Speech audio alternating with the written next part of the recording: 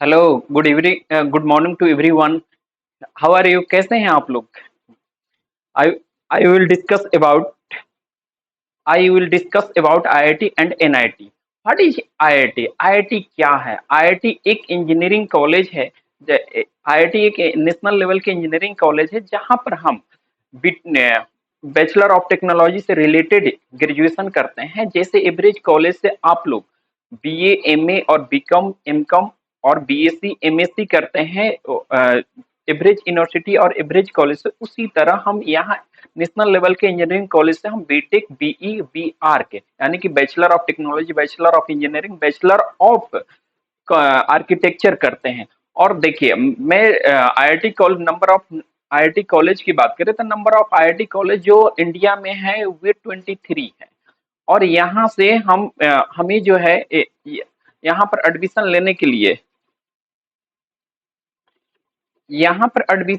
के लिए हमें जो है कुछ गवर्नमेंट के क्राइटेरिया है, उस क्राइटेरिया को फुलफिल करना होता है। अब क्राइटेरिया क्या है? तो गवर्नमेंट एक एग्जाम कंडक्ट कराता है, उस एग्जाम को हमें क्वालिफाई करना होता है ना, तब जाकर वहां पर हमें आईआईटी कॉलेज में या एनआईटी कॉलेज में हमें एडमिशन मिलता है। अगर हम अगर हम प्रोसीजर की बात करें तो प्रोसीजर ये है कि हमें जो सिलेबस 11-12 के वही सिलेबस इसमें भी पूछा जाता है जो एंट्रेंस एग्जाम है, और उसी सिलेबस के अनुसार जो पेपर आते हैं, पेपर हमें सॉल्व करना होता है। जैसा कि मैंने बताया कि एक गवर्नमेंट जो है एग्जाम कंडक्ट कराता है, उस एग्जाम को हमें क्वालिफाई करना होता है। उस एग्जाम का नाम है JEE, joint entrance examination. There are two types, दो टाइप के एग्जाम होते हैं, JEE mains and JEE advance. JEE mains और जेई एडवांस के बारे में आप लोगों को कुछ बताना चाहूंगा। जेई मेंस जो होता है ऑब्जेक्टिव एग्जाम होता है, और जेई एडवांस जो होता है सब्जेक्टिव एग्जाम होता है। अब जेई एडवांस में हम तभी बैठ सकते हैं जब जेई मेंस को क्वालिफाई करेंगे। जेई मेंस की हम बात करें तो जेई मेंस पहले भी हुआ करता था, बट इसका नाम अलग था, AIEEE, all India engineering entrance examination.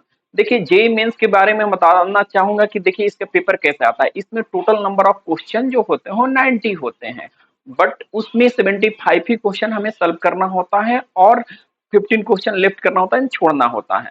अब मैं ये बताना चाहता हूँ कितने मार्क्स के होते हैं। तो देखिए, टोटल नंबर ऑफ मार्क्स जो होता है 300 होता है। Each paper, each subject 100 marks के होते हैं, और जो एक सब्जेक्ट में जो नंबर ऑफ क्वेश्चन होते हैं वो 30 होते हैं। 30 में से हमें 25 ही करना होता है। और 20 जो क्वेश्चन होते हैं वे नेसेसरी होता है इस सब्जेक्ट में। जो 10 क्वेश्चन होते हैं, 10 में से हमें ऑप्शन दिया जाता है कि हमें 5 क्वेश्चन करने हैं, 5 क्वेश्चन छोड़ने हैं। जो 20 क्वेश्चन होते हैं वे ऑब्जेक्टिव क्वेश्चन होते हैं, उसमें हमें टिक करना होता है। और जो 10 क्वेश्चन होते हैं वे न्यूमेरिकल टाइप क्वेश्चन होते हैं। अब देखिए, अब मैं आप लोगों को ये बताना चाहूंगा कि नेगेटिव मार्क के बारे में। देखिए, 1/4 मार्क्स जो होता है नेगेटिव होता है। अगर जेई मेंस में 2 क्वेश्चन सॉल्व करते हैं तो 2 क्वेश्चन के मार्क्स होगा 8, बट अगर एक रॉन्ग कर देते हैं हमें टोटल मार्क्स मिलेगा वो 3 मिलेगा, क्योंकि 1 मार्क्स डिडक्ट हो जाएगा।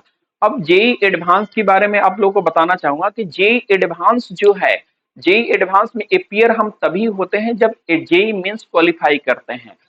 अब जेई एडवांस में पहले 1,50,000 स्टूडेंट अपियर होते थे, बट अभी जो है 2,50,000 स्टूडेंट अपियर हो रहे हैं। अब देखिए, सब लोगों को तो अगर हम सिलेबस की बात करें तो सिलेबस जो है इसका, जो 11-12 के सिलेबस है फिजिक्स, केमिस्ट्री, बायो का, और फिजिक्स, केमिस्ट्री, मैथ का, वही सिलेबस इसका भी है। जैसा कि मैंने सिलेबस के बारे में बताया कि जो 11-12 की फिजिक्स, केमिस्ट्री, मैथ का सिलेबस है वही सिलेबस इसका है आईआईटी का। अब देखिए, जेई क्या, अगर हम क्वेश्चन की बात करें तो हम 11-12 में नॉर्मल क्वेश्चन सॉल्व करते हैं, बट इसमें जो क्वेश्चन होता है क्वालिटी ऑफ कंसेप्ट काफी हाई लेवल होता है। अब जैसे मान लेते हैं कि मैं ये बताना चाहूंगा कि अब सारे बच्चे अपियर, जबकि जेई मेंस में 10 से 12 लाख स्टूडेंट्स अपियर होते हैं, तो वे सारे जेई एडवांस में तो बैठते नहीं है। तो अब वे अगर इंजीनियरिंग करना चाहते हैं तो वे कैसे कर सकते हैं? वे जो है उनके लिए गवर्नमेंट ने एक जो है एनआईटी कॉलेज बनाए हैं, उससे वे इंजीनियरिंग कर सकते हैं। अब आते हैं, मैं बताना चाहूंगा कि एनआईटी क्या होता है। What is NIT?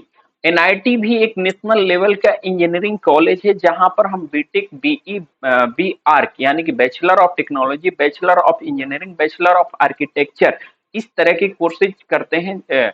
इसके बाद में ये भी यहाँ से प्लेसमेंट अच्छे होते हैं, और ये यहाँ भी 4 साल के कोर्सेज होते हैं, और इसका भी सिलेबस सेम टू सेम वही होता है। हम जेई मेंस के थ्रू यहाँ पर एडमिशन लेते हैं। अब बात आती है कि पेरेंट्स, ये उनके मन में आता है कि हम अपने बच्चों को आईआईटी एनआईटी एग्जाम क्यों क्रैक कराए। तो देखिए, मैं बताना चाहूंगा कि हर पेरेंट्स के मन में ये होता है कि मेरा बेटा या बेटी एक अच्छी जॉब करे, एक अच्छे सैलरी पैकेज उनको मिले, और एक सिक्योर लाइफ हो, सिक्योर जॉब हो, हेल्दी एनवायरनमेंट हो, यानी कि एक एनवायरनमेंट अच्छा हो। तो जैसा कि स्लाइड में आप लोग देख रहे होंगे कि गुड जॉब अपॉर्चुनिटी से healthy salary package, healthy environment for achieving huge respect among people, लोगों के बीच में उनको एक इज्जत मिले, रिस्पेक्ट मिले, सम्मान मिले। गुड एजुकेशनल फ्रेमवर्क, यानी कि एक जगह, एक ऐसा जगह जहां पर अच्छे एजुकेशन प्रोवाइड किया जा रहा हो। तो अगर आईआईटी एनआईटी कॉलेज की हम बात करें तो वहां पर अच्छे प्रोफेसर होते हैं, अच्छे एक्सपेरिमेंट करने के लिए इक्विपमेंट या टूल्स होते हैं, गवर्नमेंट प्रोवाइड करती है। उससे हम अपने इनोवेशनल स्किल को वहां पर हम एक्सपेरिमेंट कर सकते हैं। और लोग जब हम कोई भी स्टूडेंट क्वालिफाई करता है आईआईटी या एनआईटी एग्जाम, तो उसके जो पेरेंट्स है वे काफी प्राउड फील करते हैं। अब मैं आप लोगों को बताना चाहूंगा कि बहुत सारे लोगों के मन में ये हुआ कि हम कब से आईआईटी एनआईटी या जेई का हम प्रिपरेशन स्टार्ट करते हैं। मैं ये बताना चाहूंगा कि मेनी टॉपर्स जो सजेस्ट करते हैं इस एग्जाम से related, class 6 is the point, starting point है। क्लास 6 से ही हमें स्टूडेंट को या अपने बच्चे को जो है प्रिपरेशन करने के लिए गाइड करना चाहिए। अब देखिए, मैं इसके बारे में बताना चाहूंगा कि देखिए, अब जो अपने बच्चे को हम ये एग्जाम के प्रिपरेशन कराते हैं, तो उसके लिए गुड टीचर्स, हेल्दी एनवायरनमेंट और एक अच्छे इंस्टीट्यूट की जरूरत होती है। तो और एक वहां पर ऐसा हो उस इंस्टीट्यूट में कि मोटिवेट किया जाए, तो उसके लिए हमें हमें जो है क्लास 6 से ही स्टार्ट कर देना चाहिए। और जैसे ही क्लास 9th और 10th में आता है तो फुल्ली फोकस अपने करियर पर कर देना चाहिए कि हमें किस फील्ड में जाना है। आईआईटी की तरफ जाना है, इंजीनियरिंग में जाना है या मेडिकल में जाना है। अगर इंजीनियरिंग में जाना है तो आईआईटी पर फोकस करना चाहिए, और जेई एग्जाम पर। अगर हमें मेडिकल लाइन में जाना है तो हमें जो है नीट पर फोकस करना चाहिए। अगर हम बुक्स की बात करें, तब बुक्स की, जैसा कि स्लाइड में आप लोग देख रहे होंगे कि बुक्स कौन कौन हम पढ़ें या कौन फ्लो करें। तो देखिए, पियर्सन हो गया, ओलंपियाड हो गया, एनसीईआरटी होगा, ये फिजिक्स, केमिस्ट्री, मैथ, बायोलॉजी के लिए सफिशियंट है। प्लस में मेरी कुछ, अगर मेरी कोचिंग ज्वाइन करते हैं तो उसमें वीकली टेस्ट होगा, मेरे टीम मेंबर के द्वारा एनालिसिस किया जाएगा, मोटिवेट किया जाएगा, इंट्रोस्पेक्टेड बाय टीचर्स, टीचर्स के द्वारा उन्हें आत्मनिरीक्षण किया जाएगा कि वे क्यों इम्प्रूव नहीं कर रहे हैं, कहाँ गलती कर रहे हैं। ये सारी चीजें मेरे कोचिंग में सारी चीजें आपको बताया जाएगा, और किसी तरह की दिक्कत होगा तो वे जो है उनको सॉल्यूशन दिया जाएगा। अब मैं बात ये करना चाहूंगा कि हम डीआरएम कोचिंग क्लासेज क्यों ज्वाइन करें।